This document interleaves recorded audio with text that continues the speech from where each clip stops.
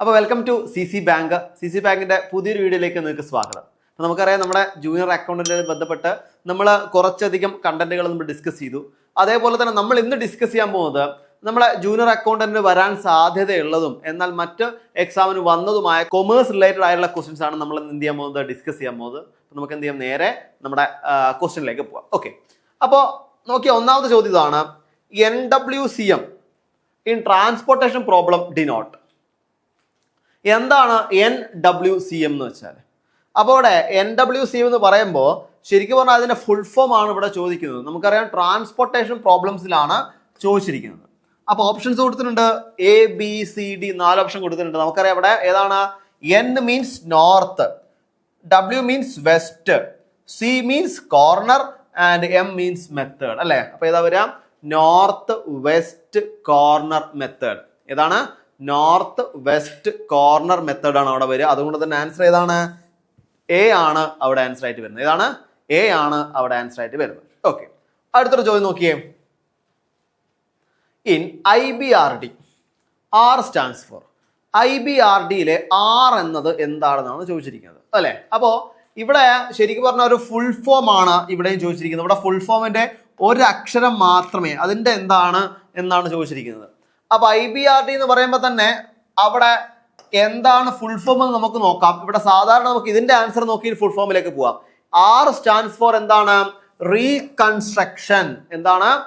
R stands for reconstruction അല്ലെ? Reconstruction എന്നാണ് R പറയുന്നത്. എന്താണ് IBRD നമുക്ക് നോക്കണ്ടേ? നമുക്ക് ഏതായാലും IBRD എന്താന്ന് ഇവിടെ നമുക്ക് നോക്കാം. നോക്കിയേ, IBRDയുടെ ഫുൾ ഫോം ആദ്യം നോക്കാം. നോക്കൂ, international bank for reconstruction and development. എന്താണ്? International bank for reconstruction and development എന്നാണ് എന്ത്? IBRDയുടെ ഫുൾ ഫോം അല്ലെ? IBRDയുടെ ഫുൾ ഫോം എന്താണ്?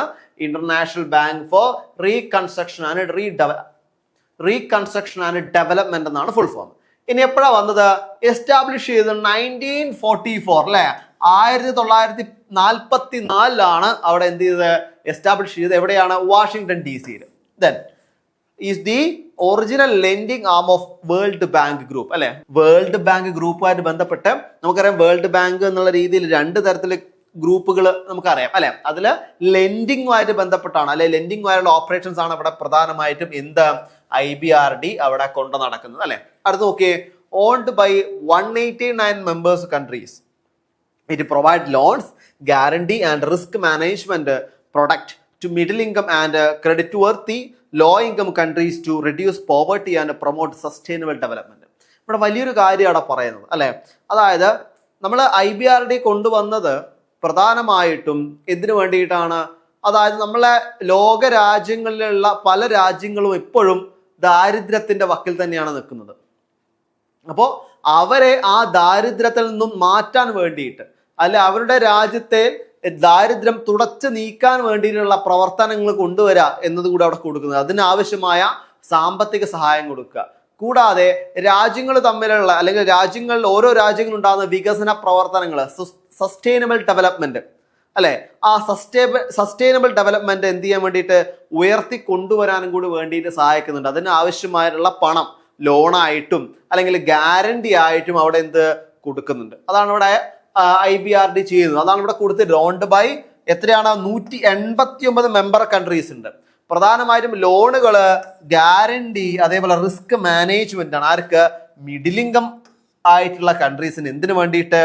പോവേർട്ടി റെഡ്യൂസ് ചെയ്യാൻ ആൻഡ് സസ്റ്റൈനബിൾ ഡെവലപ്മെന്റ് പ്രൊമോട്ട് ചെയ്യാൻ. ഇത്രയുമാണ് നമുക്ക് IBRDനെ പറ്റി പറയാനുള്ളത്. മറന്നു പോകരുത്, IBRD വളരെ വളരെ ഇമ്പോർട്ടൻ്റ് ആയ ഒരു കാര്യം കൂടിയാണ്. ഓക്കെ, അടുത്തൊരു ചോദ്യം നോക്കാം. The first airport in the country built in PPP model. PPP മോഡലില് ബിൽറ്റ് ചെയ്ത ആദ്യത്തെ എയർപോർട്ട് നമ്മുടെ രാജ്യത്ത് തന്നെ ഏതാണെന്നാണ് ചോദിക്കുന്നത്. അപ്പോൾ PPP എന്താണെന്ന് നമുക്ക് നോക്കണം. എയർപോർട്ട് നോക്കണം. PPP എന്താണ്? പബ്ലിക് പ്രൈവറ്റ് പാർട്ണർഷിപ്പ് ആണ്. പബ്ലിക് പ്രൈവറ്റ് പാർട്ണർഷിപ്പ് ആണ്. അതിൽ ബിൽറ്റ് ചെയ്ത ഫസ്റ്റ് എയർപോർട്ട് നോക്കി ഓപ്ഷൻ അവിടെ കൊടുത്തിട്ടുണ്ട്. Kannur international airport, Indira Gandhi international airport, Bangalore airport and Cochin international airport അല്ലെ? ഇവിടെ നമുക്ക് അഭിമാനിക്കാവുന്ന ഒരു കാര്യമാണ്. നമ്മളെ കേരളത്തിലാണ് ആദ്യത്തെ PPP മോഡലിലുള്ള എയർപോർട്ട് വന്നിരിക്കുന്നത്. എവിടെയുമല്ല, നമ്മുടെ കൊച്ചി ഇന്റർനാഷണൽ എയർപോർട്ട്, സിയാൽ അല്ലെ.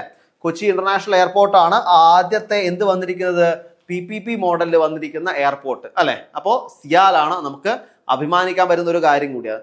നമുക്ക് നോക്കാം എന്താണ് ഈ PPP, അതേപോലെ എന്താണ് ഈ സിയാൽ, നമുക്ക് നോക്കണ്ടേ? നോക്കിയേ, Cochin international airport CIAL is Kerala. എവിടെയാണ്? കേരളയിലാണ്. Commission 1999 in the first greenfield airport in India built under public private partnership. അതാണ് PPP. എന്താണ്?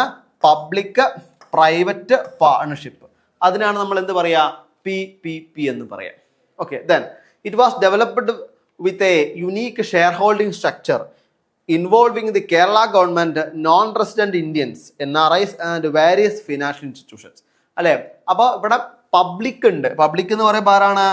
മറ്റാരുമല്ല, കേരള ഗവൺമെന്റ് ആണ്. പിന്നെ പ്രൈവറ്റ് എന്ന് പറയുമ്പോൾ നമ്മൾ NRI, നോൺ റെസിഡന്റ് ഇന്ത്യൻസ്, കൂടാതെ വേരിയസ് ഫിനാൻഷ്യൽ ഇൻസ്റ്റിറ്റ്യൂഷൻസ്, ഇവരെ എല്ലാവരെയും കൂടെ കൂട്ടിച്ചേർത്തുകൊണ്ടാണ് നമ്മൾ സിയാൽ അവിടെ ഉണ്ടായിരിക്കുന്നത്. വളരെ ഇമ്പോർട്ടൻ്റ് ആയ കാര്യമാണ്. പബ്ലിക് പ്രൈവറ്റ് പാർട്ണർഷിപ്പ് എന്താണെന്ന് നമ്മൾ പറഞ്ഞു.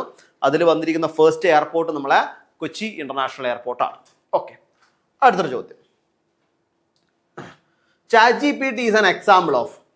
ChatGPT എന്ന് വെച്ചാൽ എന്താണ്, അതിൻ്റെ ഏത് എക്സാമ്പിൾ ആണെന്ന് ചോദിക്കുന്നത് അല്ലെ. നമുക്ക് അക്കൗണ്ട്സിൽ നമുക്കറിയാം, കൂടുതലായിട്ട് നമ്മൾ കമ്പ്യൂട്ടറൈസ്ഡ് അക്കൗണ്ട്സ് പഠിക്കുന്നുണ്ട്. ERP പാക്കേജുകളായിട്ടും അതേപോലെ അവിടെ ടാലി പോലുള്ള ഒരുപാട് കാര്യങ്ങൾ നമ്മളിവിടെ പഠിക്കുന്നുണ്ട് അല്ലെ. ഇവിടെ ChatGPT എന്തിന്റെ എക്സാമ്പിൾ ആണെന്നാണ് ചോദിക്കുന്നത്. നോക്കിയേ, email service, ERP package, artificial intelligence, chat bot, MIS package. ഇവിടെ പ്രധാനമായിട്ടും ഇവിടെ നമുക്ക് ഉത്തരം നോക്കിയാൽ ഒരൊറ്റ വായനയിൽ തന്നെ, അല്ലെങ്കിൽ ചോദ്യം വായിക്കുമ്പോൾ തന്നെ നമുക്ക് എന്ത് മനസ്സിലാവും, ഉത്തരം മനസ്സിലാവും അല്ലെ. ഏതാണ്? ആർട്ടിഫിഷ്യൽ ഇന്റലിജൻസ് ചാറ്റ് ബോട്ടാണ്. നോക്കൂ, നമ്മളുടെ ഇപ്പോഴത്തെ കാലഘട്ടത്തിൽ ഒരു ദിവസം പോലും ChatGPTയും ജെമിനിയും അതേപോലെ ഗൂഗിളും ഇല്ലാതെ നമുക്ക് എന്ത് ചെയ്യാൻ പറ്റില്ല, മുന്നോട്ട് പോകാൻ പറ്റില്ല. നമ്മളെ ദിനചര്യയിൽ നമ്മൾ ഉൾപ്പെടുത്തേണ്ട ഒരു കാര്യം കൂടിയാണ് ChatGPTയും ജെമിനിയും ഒക്കെ. കാരണം അത്രയധികം നമുക്ക് സാങ്കേതിക വിദ്യ വളർന്നു വരുന്നൊരു മേഖലയാണ്, അല്ലെങ്കിൽ വളർന്നു വന്നിരിക്കുകയാണ്. അതുകൊണ്ട് തന്നെ എന്താണ്, ChatGPT ഒരു ആർട്ടിഫിഷ്യൽ ഇന്റലിജൻസ് ചാറ്റ് ബോട്ടാണ്. ഓക്കെ, ശരി. അടുത്തൊരു ചോദ്യം നോക്കിയേ. Each group of activities with the same objective must have one head and one plan. This is related with which following principle of management? ഇവിടെ ഒരു മാനേജ്മെന്റ് പ്രിൻസിപ്പിൾ ആണ് ചോദിച്ചിരിക്കുന്നത്. എന്താ ചോദിച്ചിരിക്കുന്നത്? One head and one plan. One head and one plan ഏതുമായിട്ട് ബന്ധപ്പെട്ടിരിക്കുന്നു?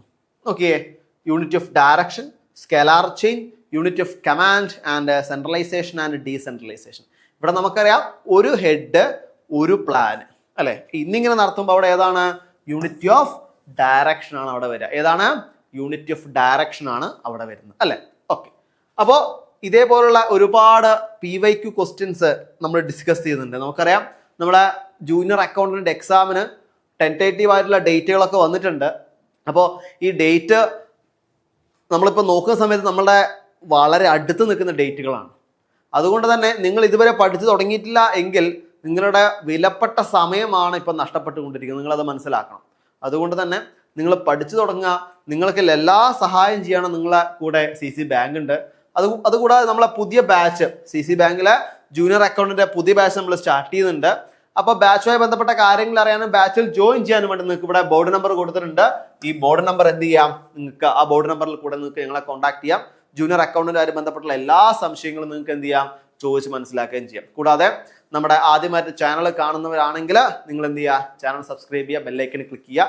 കൂടാതെ ഞാൻ നേരത്തെ പറഞ്ഞു, നമ്മൾ നേരത്തെ ഡിസ്കസ് ചെയ്ത PYQs അല്ലെ, PYQs 1 minute PYQ ഒക്കെ ആയിട്ട് നമ്മൾ ഇൻസ്റ്റാഗ്രാം പേജിൽ നമ്മൾ അപ്ലോഡ് ചെയ്യുന്നുണ്ട്. ജസ്റ്റ് നമ്മൾ റീൽസ് ഒക്കെ സ്ക്രോൾ ചെയ്ത് പോകുന്നില്ലേ, അപ്പൊ ആ സമയത്ത് തന്നെ വെറുതെ പോവാതെ നമുക്ക് 1 minute കൊണ്ട് നമുക്ക് പഠിക്കാൻ വേണ്ടി പറ്റും. അത്തരത്തിൽ ഒരുപാട് ഷോർട്സ് ആയിട്ട് നമ്മൾ ഇൻസ്റ്റാഗ്രാമിൽ എന്ത് ചെയ്യുന്നുണ്ട്, അപ്ലോഡ് ചെയ്യുന്നുണ്ട്. അപ്പൊ നമ്മുടെ ഇൻസ്റ്റാഗ്രാം പേജിന്റെ ലിങ്ക് കൂടെ നമ്മൾ താഴെ കമന്റ് ബോക്സ് കൊടുക്കുന്നുണ്ട്. കൂടാതെ നമ്മളെ വാട്സപ്പ് ഗ്രൂപ്പ്, ഫ്രീ ഗ്രൂപ്പിൽ ഇതേപോലെ ജൂനിയർ അക്കൗണ്ടിനെ ബന്ധപ്പെട്ട നമ്മളെ വെബിനാറുകൾ, അതുപോലെ ക്ലാസ്സുകൾ, അതിന്റെ ഡീറ്റെയിൽസ് ഒക്കെ നമ്മളെ ഫ്രീ ഗ്രൂപ്പ് കൊടുക്കുന്നുണ്ട്.